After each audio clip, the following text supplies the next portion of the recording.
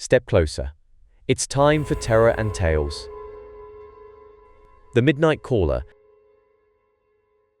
It started with the midnight calls, or 7 nights in a row. Maya's phone rang at exactly 12 a.m. The caller, ID, an unlisted number, the timing disturbingly precise. She ignored the calls at first, figuring it was spam, but the consistency began to eat away at her. It was as though someone, or something, was watching, waiting for her each night. On the 7th night, curiosity overwhelmed her.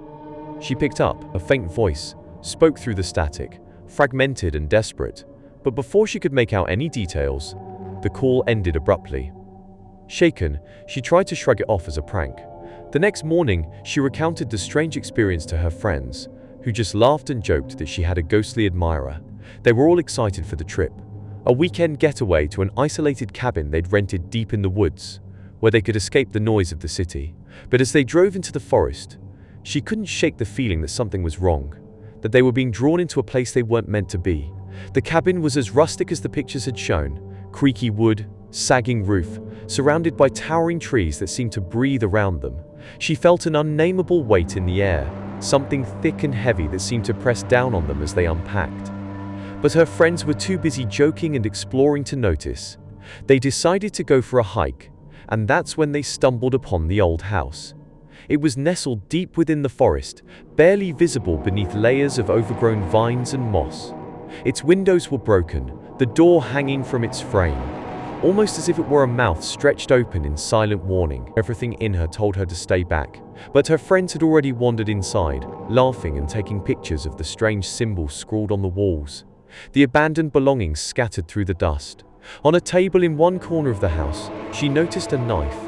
It looked strangely well preserved, its blade still gleaming beneath layers of dirt and age. She picked it up, feeling a strange thrill run through her fingers, a pull she couldn't quite resist. Her friends teased her, calling it her relic, and she laughed with them, pocketing the blade. But from that moment, everything changed. That night, as they sat around the fire, the atmosphere turned tense. The forest around them was eerily quiet, the night air still and cold. At exactly midnight, Maya's phone rang again, shattering the silence. Her friends exchanged uneasy glances, but she ignored the call, setting the phone face down. The voice from earlier whispered in her memory, filling her with an uneasy sense of dread. She felt the weight of the knife in her pocket, like it was binding her to something far darker than she could understand. The next day, they tried to go for another hike, but each path seemed to lead them back to the cabin, as though the woods themselves had closed in around them. They joked about being lost, but panic crept into their voices. It became clear that something had shifted, something beyond their control. That night, one of her friends disappeared. They searched the forest for hours, shouting his name, but the silence was absolute. The trees loomed, twisted and dark, pressing in on them, swallowing their voices. Exhausted and terrified, they returned to the cabin, hoping he would come back. But by dawn, he was still gone. The days passed in a blur of fear and paranoia. Shadows seemed to flicker at the edge of their vision. Strange noises echoed through the trees at night. One by one, her friends began to vanish, until only Maya and Adam were left, their nerves frayed to breaking. She felt the curse like a weight pressing on her chest, a force whispering at the edge of her mind, urging her to act, to make a choice. As the final night descended, she knew what the curse demanded. She had taken something that did not belong to her, a relic of a dark, ancient power that bound her and her friends to this place. And to escape, to break the curse, she had to be the last one standing. She couldn't remember the final moments clearly, only flashes of blood, the cold weight of the knife in her hand, Adam's eyes wide with betrayal and fear. In the end, she was alone, drenched in the silence of the forest, her mind shattered by the knowledge of what she had done.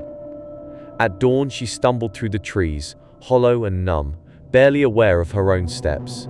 She walked until the forest opened up, revealing a clearing where a rusted, forgotten telephone booth stood, partially hidden among the trees.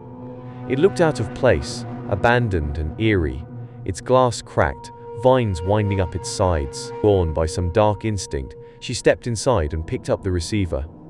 To her shock, there was a faint dial tone, Slowly, almost automatically, her fingers pressed the numbers of her own phone. After a moment, it began to ring. She waited, breathless, as the line crackled and a voice came through, faint, barely audible. It was her own voice, desperate, whispering warnings she could hardly understand. The memories washed over her like a wave, and she realized the truth. She had been calling herself all along, a lost soul trapped in an endless cycle, bound to the curse of the knife she had taken. The phone line went dead, leaving her in silence. She turned away from the booth, and for the first time, she saw shadows gathering in the trees, reaching toward her, as if welcoming her into the darkness she had made her own. The forest closed in, and the booth, with its silent warning, flickered out of sight, sealing her fate. Thank you for watching. Subscribe for your daily dose of terror. This tale ends, but the terror lives on. Your turn. Suggest a story for our next tale in the comments.